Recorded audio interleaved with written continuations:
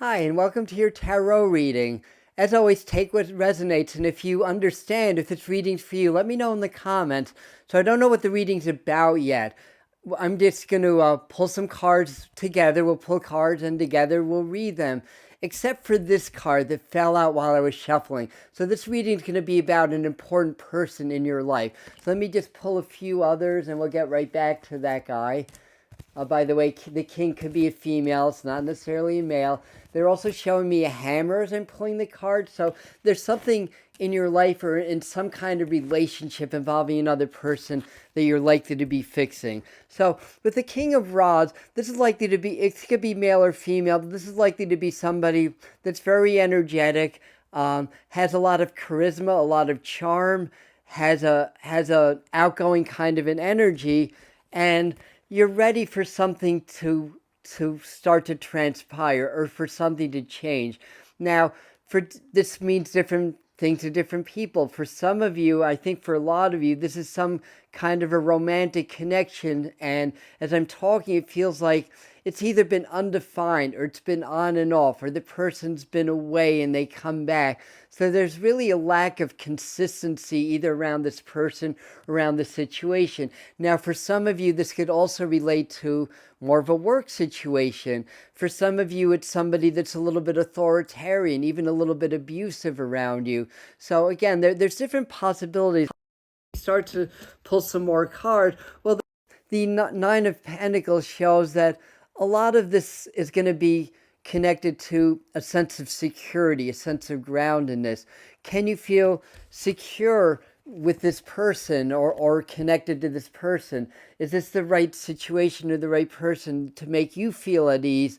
And also in a work or financial situation, can this be financially supportive and lucrative to you?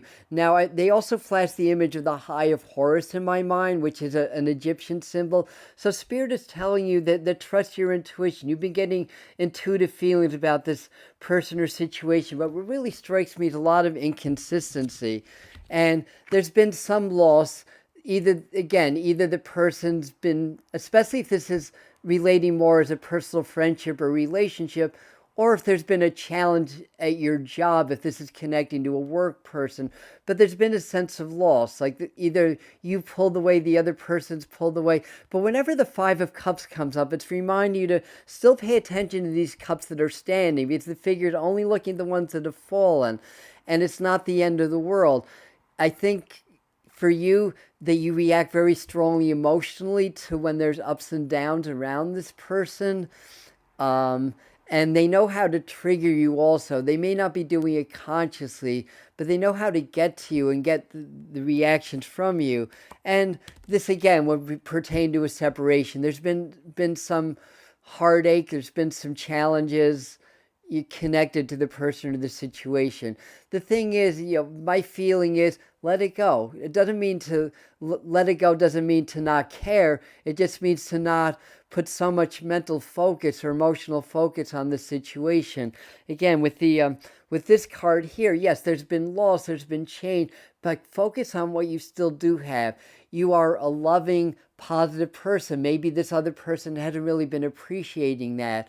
I feel like there's also been a little bit of a pull with this other person, especially in a romantic or friendship situation, towards an ex or a situation involving another person. I'm seeing children, especially a younger girl that may be preteen to teen, so that may figure into what's going on with this person or the situation. But the Fool card pertains to new beginnings.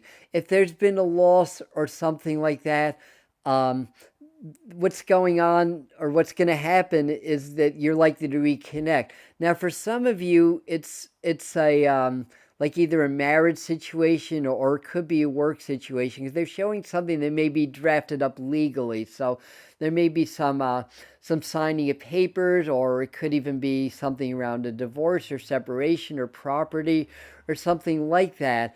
But again, this means different things to different people. That's why I say in the beginning, take what resonates, because I'm going to throw out a lot of possibilities as they get channeled through me, and that's going to address certain people group. And interesting. We start out with the King of Wands. Now, I had all these cards face down, by the way, so I didn't know this. And the card that fell out on its own is the King of Wands. So, this is what this is saying. If for you, if this is a situation where there's been challenges in a relationship, or somebody's left you, or there's been a separation, or even if there's divorce, or, even if it's that, they're coming back. And coming back doesn't necessarily mean that they're going to be romantically in your life or whatever. But for a lot of you, it can mean that, especially if this is a situation that you want to evolve, or you want it to come back. It's also saying that, especially for a close friendship or a romantic situation, that this is a soulmate situation. This is somebody that you have a strong soul connection with. The thing is that sometimes that scares people subconsciously, and they subconsciously sabotage the situation, and it creates a lot of stress. What they're saying to me for you is not to take things so seriously. I think for the overwhelming majority of you, it's not like a divorce, or it's not that heavy. It's more like a situation with somebody that you've been involved with, you are involved with, but there's lots of ups and downs. I'm going to pull a couple more cards to just get a final outcome in this reading, but hang in there. There's definitely more to come. And again, the feeling that I get is to just kind of, all right, we'll do 3 more cards. And the first one we pulled, death is change. Nobody's dying. Well, people die all the time. You know what I mean. Death is change and transformation. This is calling upon you to develop different ways of dealing and coping with the ups and downs of the situation of this person. So, in other words, as you don't react, then you start to respond. So you observe how you get triggered rather than go into your triggered emotions. So this is a test, I think, for some of you to, as things come up, because we always react emotionally to our environment, but we have a choice of observing those reactions rather than being those reactions or responses, if you like that word better. And this is your opportunity to just sort of see how you react to things, what the person says or does, and how you respond to that. It's a pattern that needs to be broken in order for this relationship to evolve. The onus is on you. You cannot change the other person. You're the only person that you can change, and even that's not easy. So that's what the Death card is saying. The Five of Wands is saying, well, there could be some disagreement. As you change, people around you may not always respond to you positively, because people are used to having you a certain way where they can take advantage of you, but you're coming more into your power. You're responding to things more from a place of empowerment. And if this person can't handle that, well, it's time to move on anyway. Like I said, I think we're talking about a soulmate connection here. So they're going to have to evolve with you. And the Two of Pentacles, again, the final outcome says, again, if there's been a stressful situation, there's been a separation, or you're not coming to terms with things, well, the Two of Pentacles is it's not like you're together, but you're talking, you're working through things. This can be worked through, basically. So it can work out. So again, the bottom line is try to address your side of things, what it is that you might be doing. Understand the other person, that they may get triggered also. We're all programmed. A lot of people fear intimacy because there's a fear of loss, and they self-sabotage without realizing it. So be compassionate, but be firm.